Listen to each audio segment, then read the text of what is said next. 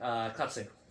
I already know Mason's going to give this movie a 10 based on the last 10 minutes. The last 10 minutes are a banger. Anyway. No, for one reason, and he knows that reason. Welcome to a Mason 10 episode, allegedly, of the F Movie Podcast. We're your hosts, Mason, Dylan, Price, and Nathan. And is it because it's so wet. Why is your dick wet, bro? Why are you wet? Well, I don't know if it was like the drink. Yeah, Oh yeah, the big you're gulp. Just holding a big gulp between your thighs. Of course you're wet. While Price sorts his moisture issue out, welcome to the show, everybody. On today's episode, we're going to be talking about Kevin Smith's 1999 Dogma. Who's here to talk about it, though? I already announced this. Yeah, you were still wet. You were talking about you your were still wet dick. very distracted by your wet self. All right, I'm back. Sorry, KBS. Kelly Bell Senior. It sounds like No, you're thinking of IBS. IBS. Yeah. Yeah. Interval bow wow. Interval wow. What would that even be like? Like your tummy rumbles, then you start going woo. Or it could be like Bow Wow the rapper. Yeah. Wait, what's the song? No, okay, we're way off track. Anyway, is it even like Mike? Yeah. Make Me Like Mike. Yeah. He does the shoes. That's a movie we need to talk about. No, it's not. That's a classic. Oh, but Clock Stoppers. But Clock Stoppers. I mean, talk about a classic. This is a classic. This is a classic. This is not yes, classic. it is. Absolutely. This is not This- a Price, you're too young to This is know. like- But This is like in the same field as like Fight Club and all that sort of stuff. Yeah. Like, this I was is- thinking Big Unir- Lebowski. No! No, Yeah, unironically, Big it is a Fight huge Club, it's cult. that level of You're classic. fried. Yeah. Just the Jesus himself. Yeah, the That- bloody Jesus. I've seen that. See, and Exactly. I didn't know that was from this, but you're right. I think this is totally like a cult following. Yeah, this like, is a huge cult classic. Cult You've classic. seen stuff from this Absolutely. Yeah. movie. You all said classic, not cult classic. Well, technically, it'd be more of a late modern classic at this point, but yeah, it I'd still says put it in that cult category. classic, That's and fine. I can agree with that. Either way. So, this movie, for those wondering at home, while we're debating over the classic status, let us know in the comments below what you think. Cult classic, modern classic, or neither. So, Dogma, the rough premise is, two angels who had been banished from heaven or in Wisconsin, when they get a lovely letter from somebody, they don't know, talking about effectively a loophole. Newspaper. What did I say? You said letter. Well, yeah, letter with a newspaper clipping in it. Yeah. Okay. Yeah, it's Yeah. both. So- It's basically handing them the entire idea on Yeah, a platter. Exactly. So the TLDR of it is that a new Catholic church, while trying to promote their new Catholic agenda, Catholic wow, is opening a new church, and they effectively make it that if you walk through the doors, then great, all of your sins are forgiven. Now, these angels have been cast out of heaven, and that creates dogma, which is effectively making God wrong. And if they walk through it and walk out, then they blink all existence out because God's infallible, breaking one of the holy rules. Our main characters get tasked on a little task journey to stop them from doing that. Hijinks ensue. Also, Jay and Silent Bob are a part of this verse because this is a Kevin Smith movie, and it's a part of the Jay and Silent Bob verse. And they're part of it much more subtly. Yes, I think. they're much less front and center Yeah, than it is in they're not something main like characters. Mallrats. Yes. Yeah. But like the moment that they talk about like the two prophets, you're just like, here they Well, are. there they are, yeah. There we go. Which is like, like that is my biggest qualm with this movie. I felt like they were so out of place. Yeah, I think that's a really they were fair not qualm. needed. If you're gonna go in full hindsight, this is like they're the most shooting characters of the movie. Like, I don't hate them in my time. I with them. don't either.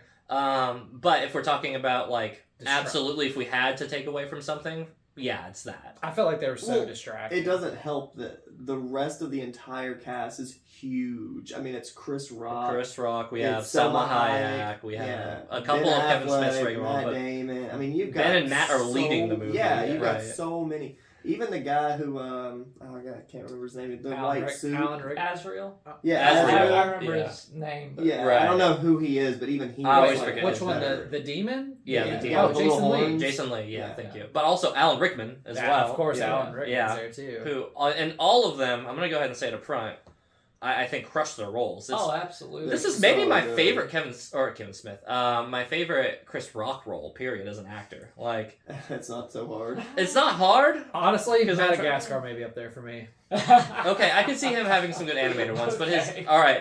his favorite on-screen one without Yes. thinking too hard about it. I'm just looking at what else he's got, but please continue. Yeah, so this movie, I think is a really fun parallel conversation from another Kevin Smith movie which we did, which was his earliest works of Mallrats. Yeah. Not including Clerks. But, so, I appreciate this movie for a lot of reasons, because it shows a sense of depth and good message that Kevin Smith can really kind of get across. This, for me, is like I'll go up front and say this is my favorite Kevin Smith movie, but I also think, to me, it feels like the definitive Kevin Smith movie of, like, you want to get an idea of his, like, humor and stuff, then you obviously get that throughout the whole film.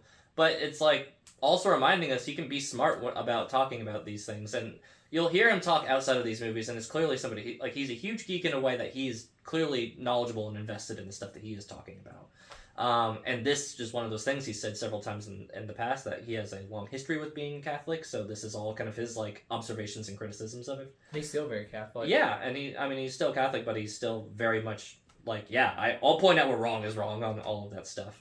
I remember thinking, like, this was a movie, when I watched it, like, probably, like, at 9, I was like, this is kind of funny. You know, Jan Silent Bob is, like, very adult humor. And then, like, came back to it in, like, my early adult years, and I was like, this movie's actually pretty smart. Like, I actually like what it's spitting, and now this is kind of like a test of time game for me. I'm like, how did it land this time?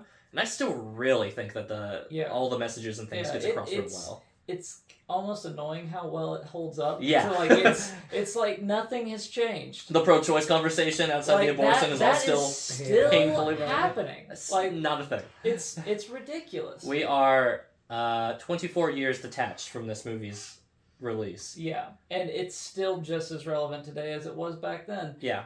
And I bet George Carlin absolutely loved. I forgot about George Carlin for a second. Yeah. But him being that is somebody who's been the priest. Glenn. Like, he got Catholic to just go up there and do his stand up. Yeah. Like, that's actually just like stuff he says in his stand up. But talk about a brilliant way to use George Carlin, though, right? Oh, yeah. It's like we wanted. I just want to take what your material is. I'm sure he would have been like jumping at that opportunity. Like, that would just be fun, just a treat for him. I get to act my material. Fuck yeah, dude, let's do it. Yeah, so I love that the context is given for it. I kind of want to separate these storylines a little bit, because we got the angels, and then we got Bethany and the guys, and then the additions as they go on. But the angels storyline is very, very fun, and that's kind of where I want to start there. Because firstly, how did you guys feel about the opening of the movie? Like with Bartleby. Or with Loki talking to the nun and like talking her out of religion, and there's that little banter. And him just being like, "But God is real." He's like, "Yeah, I just like fucking with the clergy." Like, I think that does set the tone of like where this movie is headed in a very quick motion, because it's like my least favorite part was just the whole like not subtitles, but the whole text box at the very beginning. Like, I thought it was gonna be so pre-movie warnings, right? Yes, and I was like, please don't let this be the thing. This movie was getting so protested at the time, though. Like, yeah, that's very much part of the issue of like, dude, this movie was getting fucking screamed at. Yeah. During that time, but I mean, it was definitely quite edgy at that. Oh yeah, for '99, this is an incredible very much like saying this stuff out loud. I remember thinking as a younger kid, thinking it was edgy that I was even watching that movie back then. But the beginning of the movie, like, as much as I liked it, I mean, it did give me the false impression that Ben Affleck and Matt Damon were going to be the main characters, and they were going to get most of the they really were not, in my opinion. Like, it mostly was about the girl and Jay and Silent Bob, which I really didn't like. Like, I loved the chemistry that Matt Damon and Ben Affleck had. Like, I loved watching them on screen. I love getting to watch that. I mean, my favorite scene of the movie probably was where he, like, after he they have that argument about the guy making out with that woman. Yeah. And it's like, I knew that one that's was his wife or whatever, and then like he shoots him, then they get off the bus, and Matt Damon's just rubbing it in his face that he was right, and he starts singing that song. Whose house? Yeah, whose house? Ron's house. Yeah. Like they have such like good energy and chemistry when they're on screen together. Like, why they had to shove in Silent J and Bob, whatever. Like, it just blows my mind. Like, they took up so much of the air from this movie. Mm-hmm. Like, just so much of it. I know they have to fit in the Kevin Smith universe, but man, they just suck so much air out of the movie for me. I got so tired of hearing Jay like, man, I want to have sex with that girl, and I like to smoke pot. Man, I'm crazy. I'm known for masturbating a lot. Oh, like... It has funny moments though, where it's like he's coming to, and it's just like, I didn't come in you. Yeah. to, like James or Oh, something yeah. like that, like very heavily alluding to him being gay and Yeah. yeah. The one like the follow up after Chris Rock says that when you're thinking about God, Yeah. do not all the time. And then my like favorite moment. There's two of my favorite moments probably do come from Jay and Silent Bob. One of them for sure. One for me is the all right. Let's see if we're splitting it. I know it. All right, here's mine. Okay. Here's the first one. Okay. Silent Bob tossing people off the fucking train. Yes, and then he turns to him and he's like, no ticket. But the build to the no ticket one where it's just like that whole train scene was good. Anyway. The whole train scene was very, very good. But you're right, that was like the icing on top whenever Silent Bob tossed him out and then he said, no ticket.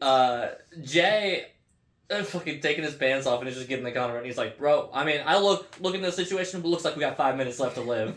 Was like a very good callback. Like it's some of the smarter Jay writing. It would have been a good callback if he wasn't trying to get in her pants the whole entire movie. Yeah, and I'm with Price on this one. Matt Damon and Ben Affleck had so much more going on. Yeah, and I actually was like trying to listen more about their storyline because there was this whole thing where like they were still trying to get that loophole. Where was it that they were trying to go? They were going to New Jersey. New Jersey, that's it. Yeah. So it always ends up back in Jersey. Yeah. Yeah, but going back to the Angels, because that's like kind of where I want to focus on the discussion for right now. Yeah, I mean, they're easily the most fun the movie has with it. When they go to do the movie assassinations, that whole scene is just one of like maybe the top 3 scenes of this whole movie easily. Like the boardroom? Yeah, when they go to kill the boardroom. Okay. And he's like just the whole little banter. But then at the end, when he sneezes, but you didn't say bless you when he sneezes. That gets me every time. I just love how like every circumstance ended with like Matt Damon just raised that massive revolver up. Like it was this huge gun for no reason. I do believe in this. Yeah. Not quite a flaming sword. Yeah, exactly. Not quite the flaming sword with it. You know, but Nathan, this is a good callback to another reason why I like this movie. It's similar to the reason of Constantine, where it's playing with, which is funny, the movie criticizes this, but the mythos of Christianity, right? So it's sitting here. Which I am always a fan of. Yeah. Any creative endeavor that plays with Christian mythology, because it's such a good mythology to work with. You've got your archetypal good and evils, like angels and demons are just such good material to work with, and like even in a comedy, it works quite well. Except for Little Nicky. Little Nicky didn't do so great. I hated that. You know. But you're right. Yeah. That movie just sucked. Which is why I thought that this movie was going to be something similar to Little Nicky. Oh, thank goodness. Greatly surprised. Yeah. Wow. Yeah. It's probably better you came in thinking like. Yeah. Oh, no. I was the bar was set way low if you're going on Little Nicky standards with it. I feel like this probably went way higher than you were anticipating. It was good. Because there's not like when I think about this movie and my time with it, there was not a lot of moments that I was like, this is dragging. No. I think on this watch, it was definitely one where I was like start to finish. I mean, I'm plugged in most of the time with these movies anyway. But this one for me, it was, and again, this is a rewatch, but seeing some of like the nuanced stuff with it, like the aforementioned board scene, whenever he sneezes, and something I noticed before, but I always just think it's kind of funny. Like Loki sits there for like 3 or 4 seconds, looks around, and then moves on. Yeah. And I just think that the little nods and the tie-ins into like the bigger little like delivery lines on it always just had a really good payout in this movie.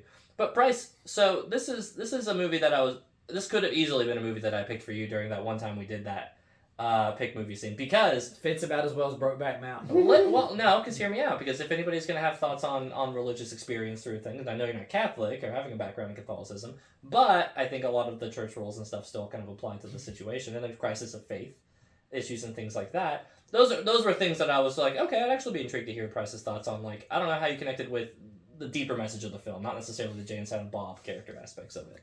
Well, this movie deals a lot more with, like you were saying, the mythology of Christianity. Right. Whereas the church that I go to is more about, like, the following of Christianity, I guess you would say.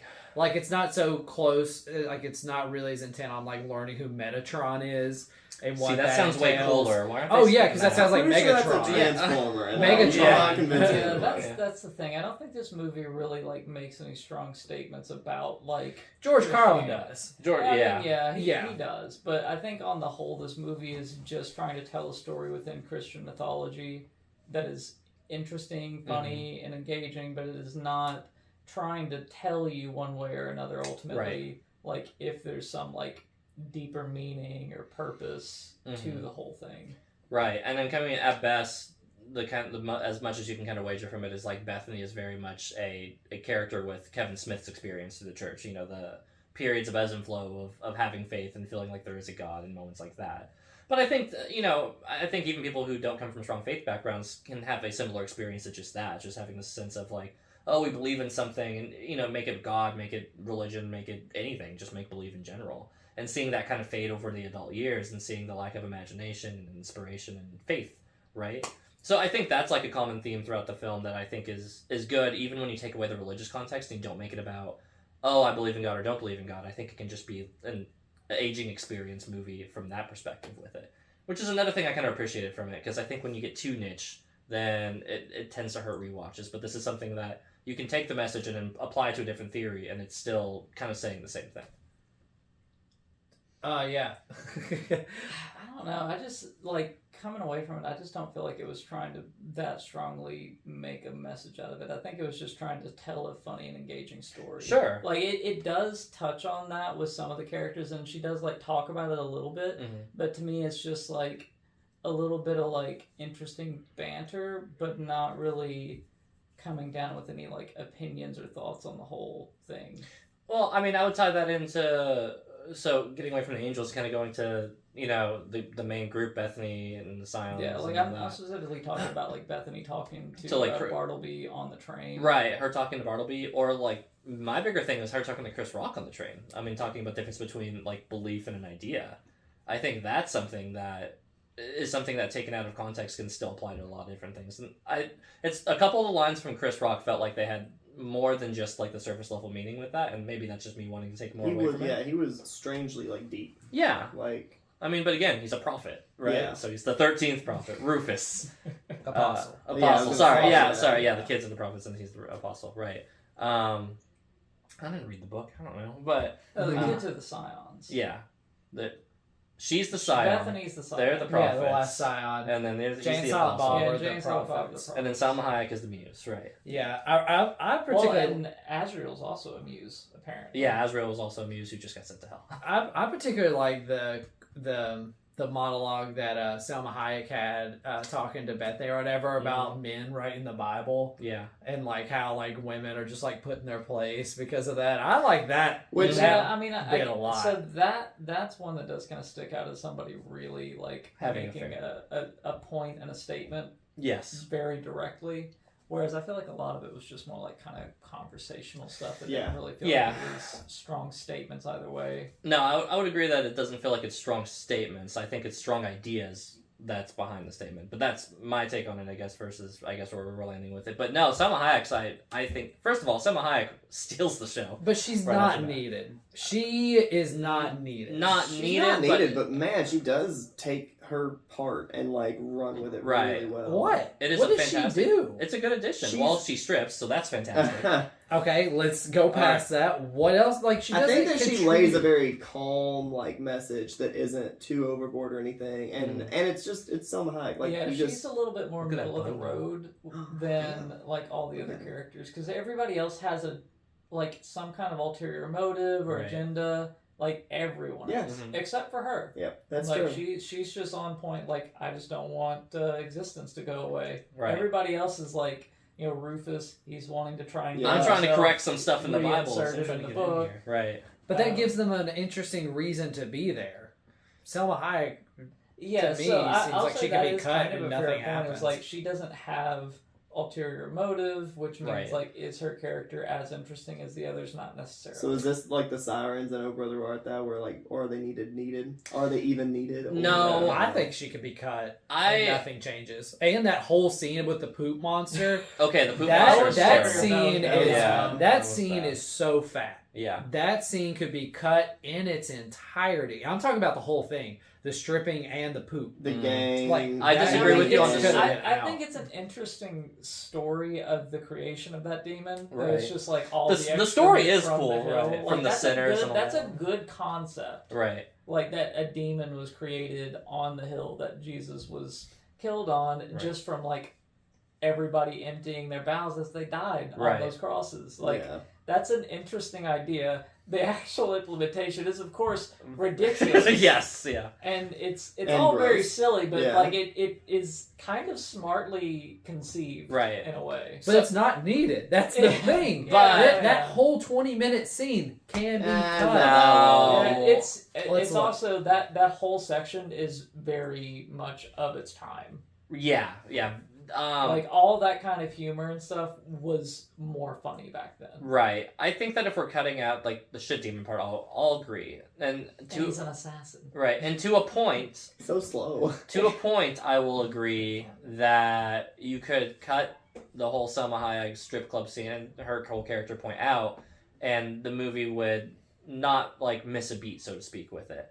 However, I think that she adds, and I think she adds in a good way, and it's stuff that I wouldn't want taken out. Like if the movie I just got that without that scene, I would just be like, okay, perfectly fit, no questions. With that scene, there's some fluff there, but frankly, it could lean on the thin side. Whereas this one, I'm like, okay, do I get some fat on like literally the same like? But Little what segment? does that scene add besides a few laughs? It adds the It adds context. more strength in numbers towards the end too. Like it makes it more. But you like don't an need even- that. Well, it You don't Against, need to like, keep adding to the three goof demons. troop. no. They've it's- already added Chris Rock to the goof troop at this point. That's He's the enough. least I- goofy I of think the whole Right. troop. I think it's interesting in a way to add a character that is not part of the typical like hierarchy of angels and demons. Mhm. Like should that muse Chris have a Rock's stronger? Well, but he's still a part of like the overall like archetype of heaven. Yeah. Whereas the muses seem like a little bit more their concepts persona. a little bit more pagan Mhm. in their structure, which I think is interesting to have those kind of characters in Mhm. a Christian mythos story.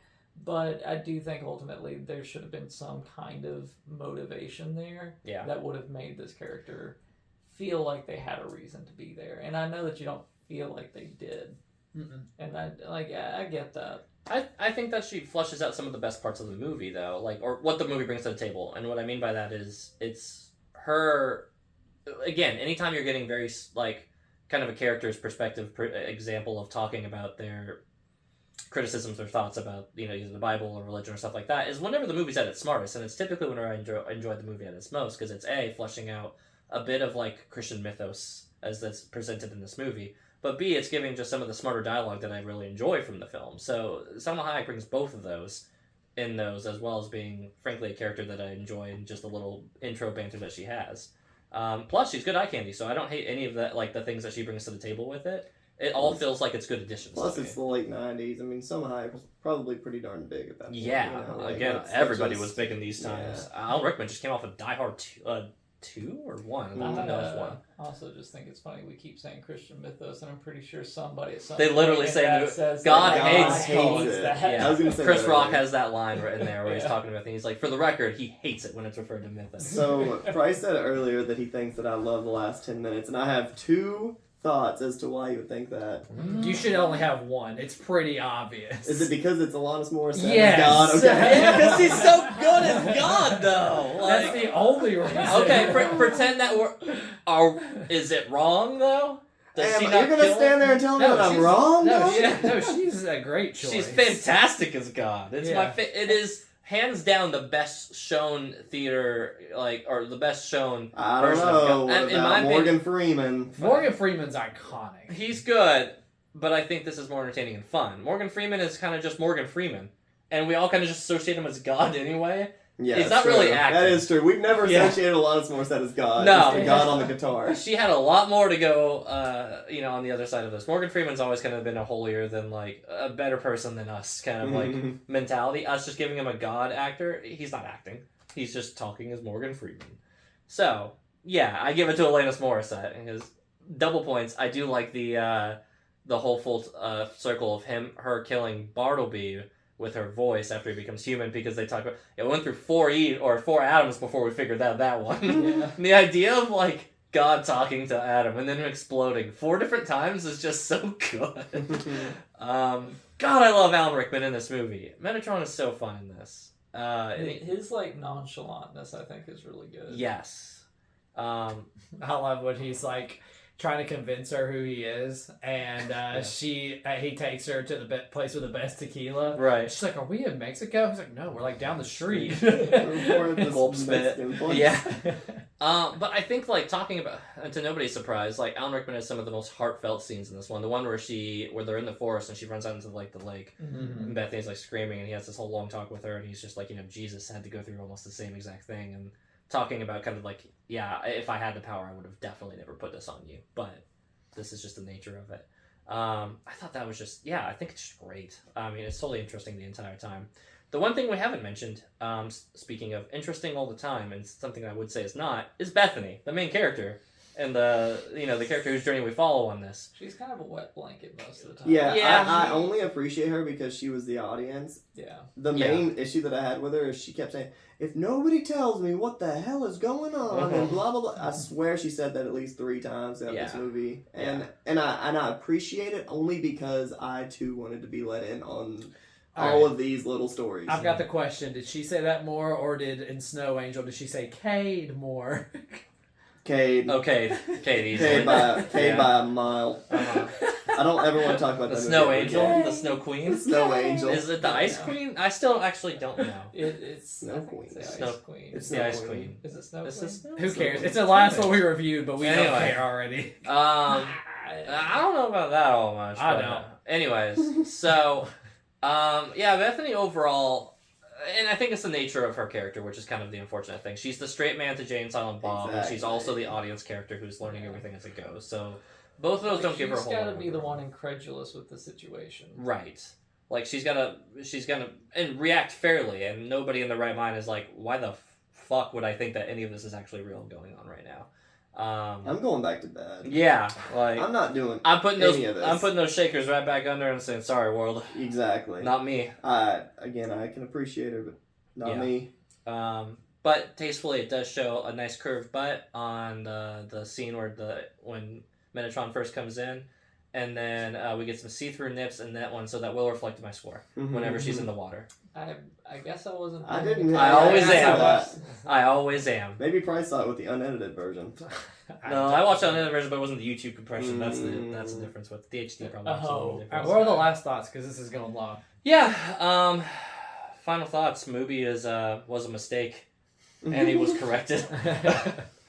I think that the one unbelievable part about this movie is how long Bartleby and Loki get away with killing people in this film without things actually stopping. No consequences. With no consequences. No, because you got to consider that they literally are angels flying through the air. Well, but they're not flying this whole time. They actually did say that they're not flying. Bartleby was flying around.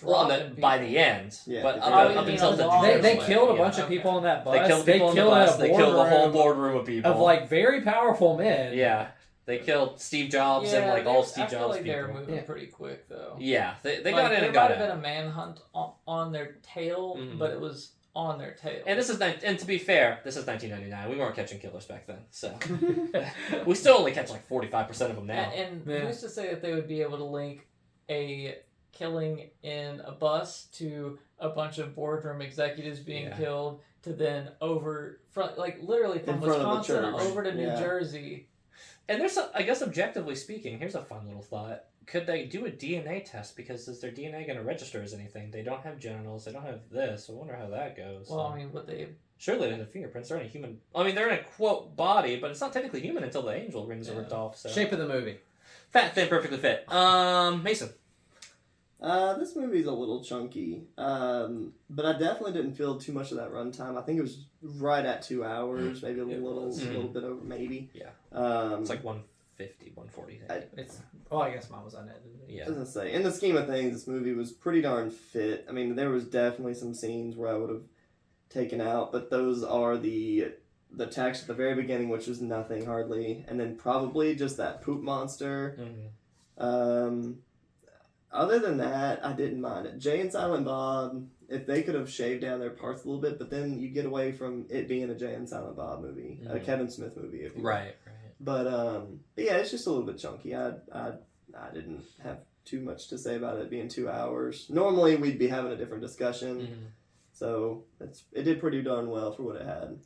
Yeah. I'm agreeing with you on the parts that get cut, but overall, I still think this movie is still very fit for me. I don't think about any parts that I would say, oh, I would want this or this out. Poop Monster. Even whenever I was a kid, I remember thinking this could go. I could do without this, even though the lore and the story behind it is sick. And this is something I actually didn't really listen to until this watch. And I was like, that's really cool lore. I hate this fucking monster. Even if he does kill all the gangsters, and that does get a little humor because they're all bent up and like stuff like that. That's a little funny to me. But it being a poop monster in '99 was just a little too far into the lowbrow for me. It's a wild move. Yeah, that's a bold move, Kevin. You tricked studios to fund this. The scene of just like the shit loads rising of shit up. rising up out of the toilet for its arrival. Yeah, pretty crazy. That had to go. That had to go through several boards of approval. I'm sure where they were like, I guess we're approving it. Yeah. But that was Harvey Weinstein at the time, so right whenever he was diddling people. Yeah. Anyways, so I'm still gonna land on fit though. I take almost nothing else other than that out of it. I think that was a trivia thing I saw about Harvey Weinstein is like Kevin Smith pulled the movie from all circulation, like physical. Yeah, because he didn't want Weinstein to get more money off of it, which I thought was a baller move on Kevin Smith's part. Definitely. Because this is his best movie in my opinion. So for him to take that off, is that why you couldn't find this movie anywhere? Yeah. Just watch has nothing. No, dude, I had to go to 3. Nothing. Like it doesn't have Amazon availability to rent. Nothing. No, Kevin Smith said, "Fuck it, we're not giving this." Yeah, this is a good thing I got. You gave him money. You get This might actually went to Kevin Smith because the DVD sales might have went directly to him versus the digital sales and property rights, but not the point. I bought it secondhand too, so none of that. None of that movie goes. Man, you bought a second copy. I was like, you animal, you absolute monster. Wow, it is expensive. It's like $25. Yeah, for a copy. It's rarity. Yeah, it is. But this movie's definitely fat. This is a movie that has a lot of great ideas and a lot of good scenes and a lot of good dialogue in it that I enjoyed. But like, I think about 30 minutes solid could be cut, in my opinion. I mean, the poop monster scene with Selma Hayek, that in its entirety could be cut. That's like 15 minutes, like right there. And then her as a character, I really don't feel like is needed, and she just takes up screen time unnecessarily. And Jay and Silent Bob, I think needed to have been scaled way back. I think a cameo by then would have been cool. I remember in Mallrats, you all may remember this better, but I feel like they were used a lot more sparingly there. They were. They were, except for the end, where like they were Silent Bob like saved the day for no that was my issue. Was like they were in the spots where they besides that, I mean, I think they were used a lot more sparingly, and it was a lot cooler to be able to say like, oh, like they're in this, like rather than them being a main character and focal point when every other character in this movie was a lot more interesting and had a lot more to chew on. So I would have enjoyed everybody else being in it a lot more. So definitely fat for me. What about Selma Hayek? She needs to be out entirely. Wrong. I don't feel like she's needed. She's hot. Okay. Cool. No, she brings a lot more to the table than hot, thankfully. But she is hot. Okay, you're welcome, Nathan. It's my turn, and I say it's fat. I mean, she's another female character. Price in the last 2 movies cannot get over pegging these females down. He's just like, let's take the character. Well, and you didn't give it a point for Gerda. For Gerda being the main character.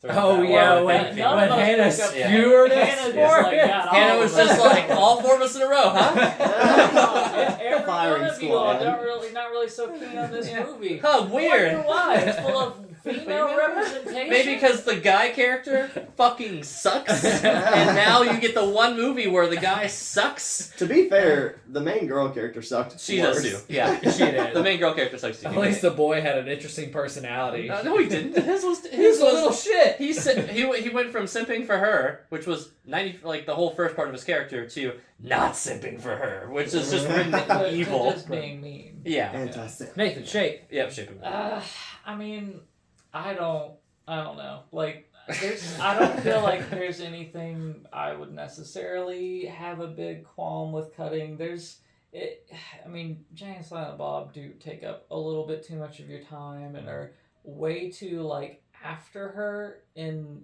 a disgusting way, Yeah. which is kind of frustrating. In a way that ages poorly. I mean, Yeah. that's the one part of the I was movie gonna that say, ages you guys hard. said everything aged well, but There are that's the only aspects of this thing. movie that age poorly, and that sticks out like a sore thumb. Mhm. It's just annoying though, because you've seen so many movies with these characters that you're just like, well, I mean that is that That's character. That's what they are. Yeah. But yeah, I don't know.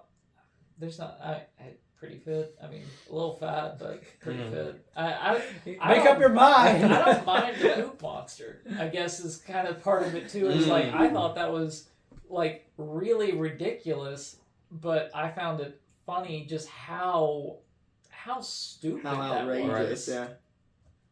yeah. Like the whole story of it, and like just thinking of the practical effects where they're jumping over the bar, and they literally had like just cannons loaded up with just splattering shit on the wall as they were It's leaping just over. dripping and melting down. Yeah, they had to jump behind the bar to get out of the line of fire. Right. And I was like, well, that would have just been inconvenient if you got hit with that. Yeah, it's like that's not gonna kill you. No, But that was deadly. I Well, I guess. don't know. I mean, it's demon shit. It's They demon might- shit. That could have a whole different bacteria Yeah, I system. mean, who knows? Frankly, if I'm getting blasted with shit, I'm going back home. My journey's done for the day. Yeah. That's it. Yeah, it's like I'm not profiting anymore. Yeah. I'm not simping after this girl anymore. I'm going fucking home. Yeah, the journey is done for me. I do have one question before we get into the scores. Which one did the cooler Christian mythos? This or Constantine? This. This. I don't remember a bit of Constantine. Me either. Oh my gosh, you guys are nuts. I remember it being That yellow. movie's so good. It does have the And Mexico he was, filter. smoking, on he the was movie. smoking a lot. Dude, he smoked the Entire movie. That's a good trivia number. How many cigarettes did he smoke? cigarettes did Keanu Reeves That's like like consume? that's a 5-point So- question in our trivia match. Yeah. The devil from Constantine is the best. best portrayal. That was Yes. cool. He was like stickly too, right? And he was Yeah. like massive with huge horns. No. No. You're thinking no. It was white suit, The white suit kind of from heavy set Constantine. guy with like black His tar. tar on his feet are coming up. And I'll have to look him up. you don't I don't remember that. I remember like something like coming out of the rubble at one point, and it was this huge like skinny figure, but it was massive. Not like literally in... I mean, there are some moments in hell where like a lot of the demons in hell like have the Yeah. tops of their heads chopped That off, must and have like been a beard or Right, the something. inside of their skull exposed and Mm. stuff. Yeah, it's the guy from Until Dawn is the devil in It- Constantine. I feel like it's Peter kind Stormare. of Yeah, Peter and Stormare. they're telling very different takes on you it. didn't Like Figure it out. You were doing laundry. Constantine is really trying to like work into like a little bit more like mystery to the Mhm. world. Like there's a much deeper lore to a lot of what's going on and like different kinds of demons and whatnot. But Dogma plays pretty by the book with that sort of mythology. Mm-hmm. But it does it in like a very comical, like a very good comical way. Right. And Constantine's not trying to be a comedy. No. I mean, two different genres, but Mhm. just as So far as what they it's- did with them. It's just like which. I mean, at that point, you're just weighing like. Do you want to watch a what comedy movie or do you do want to watch an like? action movie? Yeah, and like, what do you like better? Mhm. Nathan just gave a political answer. So you said, I liked both for In I- fact, more I movies like could them benefit both from for it. different reasons. Yeah. There we go. Perfect. I mean, the right answer is I actually agree with Nathan. I liked them both for different reasons. I mean, Oh. they're both doing the same genre. I love... You know what? My point is, I want more movies doing this, because this is talking about, like, a... I mean, there's another one we right. could watch. I know Constantine... Well, Constantine 2 is going to Passion come of the again. Christ. No, I'm thinking Legion. Oh my god, no. That That's one... not a All right. not a comedy. Let me rephrase. I think more movies should do this good. Anyways, Yeah. let's get into scores. God, everybody's got their pen. You got your pen down already and everything? Nathan, we'll start with you. We're going down. This is a pretty good movie. I wasn't really sure. Like, I was looking forward to watching it again because I have not watched it. I don't know, probably like Since you bought that? probably have not watched that movie in over 10 years. Yeah, Okay. that sounds right. And you know what? It holds up really great. Love seeing George Carlin again. Yeah. All Alan Rickman as well. everybody in every role that they have in this movie, for the most part, is just knocking it out of the park. All your side characters are great. Jay and Silent Bob do kind of steal too much attention from the overall experience, but it's just the Kevin Smith thing, and you kind of have to accept that, I guess. So I think I'll probably land at like an 8 with it. I think it did a really good job, and I don't know. I didn't hate a moment of my time with it for the most part. I mean, there's like a couple of little lines here or there where you're just like, ugh. But product of the time, I guess. That's a good point. Yeah, I still enjoyed my time with this movie overall. Even though I said I think like 30 minutes of it could be cut, the rest of the hour and a half I really did enjoy. I mean, I really wish they would just had more Matt Damon and Ben Affleck and just let them be on screen more together. I thought they were by far the most enjoyable. And also, if you gave them the extra 30 minutes, it could make the change that Ben Affleck goes through a lot more believable. Because he was just like, I just got this thrill by holding the knife up to her throat, and I was thinking about everything. I'm like, you've been alive for 2,000 years. So many years. But he's never tried to kill somebody until now. When you try to kill somebody, Chris, somehow you keep spinning on me with the thrill. Like that. They've been in Wisconsin that whole time. So the thing about that is like, were they there like before the Europeans arrived? Then they've been there. They say they've been there for thousands of years. So real quick too, like Kevin Smith and them, they're all Canadian. So like that Wisconsin is their Florida or is their Ohio, right? It is like the Wisconsin fucking sucks. Yeah. Like that's their attitude. It has to be. Just by watching this movie, I know that Wisconsin is the pit stain of Canada, I guess. That's how it's perceived. Well, to continue, I just wish that would have been a bit more believable, but I really did enjoy like all the other themes it brought to the table, and just the fact that like it was dissecting a lot of parts of Christianity that usually aren't put on film, even though this is a very obscure movie that not many people are going to see.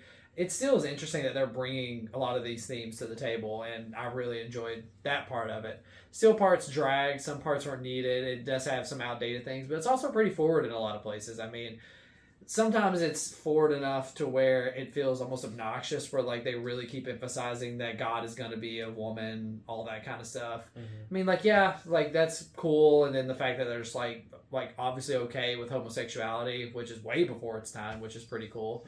So, I mean, there was a lot to like on this movie. I don't think I'll watch it again, so it's not going to be a super high movie score, but it still was a good time to watch, so I'm going to go with a 6. Yeah, so anyways, I'm going to go ahead and go. Now it's your turn.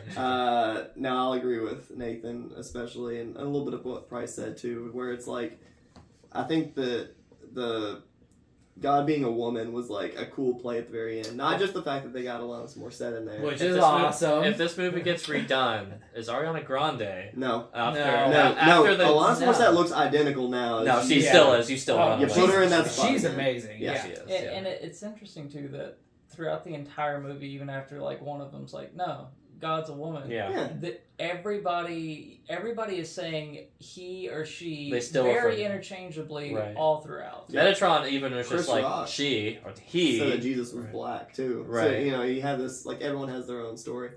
But we didn't really talk about the very, very end of this movie a whole lot besides her just coming out and like not speaking, because wasn't it said that like no one can really comprehend how like deep and how the human body couldn't register psychologically or physically the voice of God. Which is why Metatron has to be the one to speaking.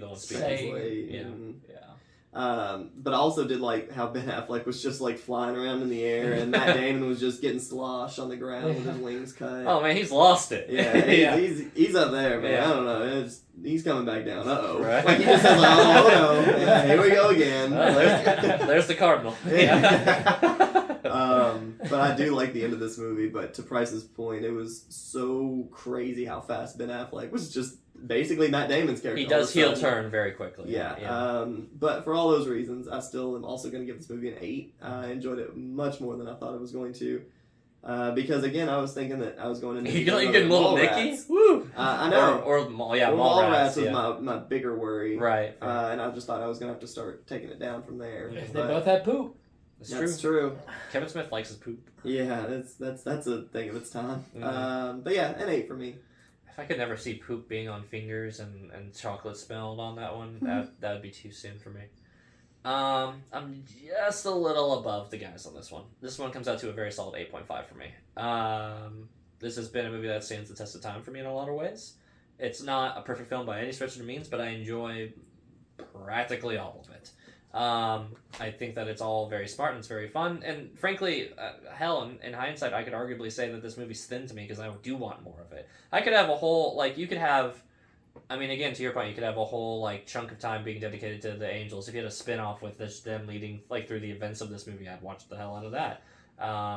I think that there's enough content to sit there and be showing, getting into, like, a backdrop idea. You could have a whole TV show premise on the idea of, like, what the Christian ages look like through, like, Kevin Smith with Chris Rock as, like, Rufus and a little bit of his stories, like, tying in with some of these other characters. Jesus middle years. Yeah. Like, I mean, honestly, I think, like, I'd watch that. Like, there's so much of this is, like, ripe for, like, things that I would want more of. Even if it's just more of what we're getting. It's like, all right, well, Bethany as a kid, and then great. That's probably the least boring part of the whole thing. But overall, I just think it's funny for the most part when it wants to be. I think that's very smart when it wants to be. And as far as Kevin Smith movies goes, it's very, very smart. And does a very good job of eloquently. Especially the poop monster. Especially the poop monster. But, you know, to be fair, it's Kevin Smith. If I was going to sit there and have my critiques, we're going to sit there and say Quentin Tarantino sits on a scene for too long. Kevin Smith likes poop too much. Anyways, so what did critics other than us think? 67% on Rotten Tomatoes with an audience score of 85. Hey, so I'm right there on audience scores with it. You are. Critics hate poop though, so that only got to a Immediately 67. lose 10 points. Yeah, immediately a 10-point drop for the shit monster, no matter how lore biblically appropriate it might be. I mean, that's a pretty deep pull. It is. It Like, is. of the lore that they established, Uh-huh. that has not to this point been established, that was like a whole new thing. Yeah. Nobody ever thought about that No. until this movie. What happened about all the shit that goes out? Yeah, that had to be a stoner religion Oh, discussion. 100%. Oh, yeah. Yeah. Without further ado, What happened to their poop? wheel. The Hardy Spin. It's gonna land on a wheel. Announcement. The what? I knew it. I knew it was 2 gonna land. hours of TV show. No, it's not. It's League, It's but League, good. Yeah. That's what Dylan just changed. I knew it was gonna land on this arrow too. Yeah. Without Oh, did it Wow. land here? Yep, it lands here Oh, because okay. it goes to So next the movie first pick. PB pick, League but Good. It's a TV show. Mason, you can't answer. I know what it is. Either of you two can answer. It's pretty easy. This is just arcane. Yeah. So it's not the league. It's not. No. Unfortunately not. Because that's Oh. what I keep, like, I can't get around that. The league, but good. So I'm Yeah. thinking, like, this is a different fantasy football TV show. I wish. Right. So Wait. So what were the rules for TV show for those wondering at home? 2 hours You have of, to pick of two any episodes, TV basically. show. And Yeah. since it's and we get one slot out of our 3 to do that if we Yeah. wanted, and I chose to do that. So So is this 2 episodes or So- 4 episodes? So to structure this, basically, Arcane, they came out, they dropped 3 episodes, then 3 episodes, and then another 3 episodes. sounds annoying. And they're very good, like, act structures. The first 3 episodes really stand, not alone, because they go into the next one, but, like, there's a time jump between the first 3 and the next 6. Mm. So it's structured perfectly for this, because the first 3 episodes really show what the show is going to be. And that's what I'm going to pick, is just the first 3 episodes of Arcane. It comes out to almost exactly 2 hours. They're like 40 minutes long. Right. And I think you all will like it a lot. I mean, That- Mason's seen it. That's It's- when the girl is young. Yes. Yeah. Yeah, that's when they're young. I don't It's- know about that. I don't know about that. It's really good. It's probably like in my once they release the second season, and if it's the same quality as this, like, it will be in my top 5 shows. Like, it's really, really good. And luckily you don't have to know a thing about League No, you to don't. like it. Good, because I don't. And it actually Wait, doesn't even help. So this is League of Legends. League of League of Legends. Legends, yeah. Sorry. Okay. Yeah. So you either play Nathan on was the still play like, on- I don't see I'm what still, little I'm still girl. hung up on, like, Taco. Yes, and Rafi. Yeah. Rafi. I don't know what you all are We're talking talking about about. the league. The league. Gotcha. So for next week, we're watching the first 3 episodes of Arcane Season 1. There's only 1 season out. Came out, I think, 2 years ago? It's been a minute. Yeah, so it's been about 2 years. So first 3 episodes. And I've continued to not watch it until now in this podcast. It's really pretty. It's I know it's going to be pretty. I know gorgeous. it's going to be pretty, and it probably is going to be kind of good, but... It's on Netflix if you have Netflix. I got kicked off mine. Me too. yeah. Let's go to Lonely Island together. Anyway, guys, that's our show. As always, make sure to hit that subscribe button because you know we keep putting out this content, so you should subscribe. We're almost at 50. Woo! Really? We have 49 right now. Good job, buddy. Oh my Final gosh. Fantasy boys And out about, there. and about 30 of those are mine. So Yep. if you tuned in for Oh, Final look at Fantasy that. content, Hey, thanks. I think one person probably really likes Never Back Down. I'm sure. Yeah. I guarantee. Yeah. You know what? Every There's one tournament, I'm going to person sit that was there. seeking that out. Yeah. That's it. There was one They found person. their call. It was actually just you with like Yeah. a deeper mustache. Right. Burner account. Right. If you want to know when we upload videos, make sure to hit the bell, Go ahead. and then you'll get notified right away. You'll have a little annoying icon up there. You're gonna be like, oh, "What is this?" And then you're gonna be like, "Oh, the F Podcast released a movie. Fucking sick, bro. Hope Well, it's Dogma." it's not Never Back Down, but I Damn guess it. this will do. Yeah. Well, it's not Little Nicky. Okay. Well, my bar may be a little bit higher now. Anyway, let us know in the comments below. What did you think? Did you enjoy the whole Catholicism thing? Do you enjoy Catholics? I don't have a good outro for this one. Do you think poop is excessive? Let us know. Otherwise, make sure to tune in next week for Arcane, the first 3 episodes anyway, not the whole series. Are we dated a little bit on that one? Yeah. Oh well. Sorry. Bye, guys. As if we weren't dated with Dogma. That's true. Hey, we're by the time this comes out, it'll be the 25th anniversary because we're at year 24 right now. Just you wait. Yeah, till we all are. that stuff gets spun. Oh yeah, yours We're is going gonna to be talk about outdated. 50th anniversary of Hell yeah. Lawnmower Man 2.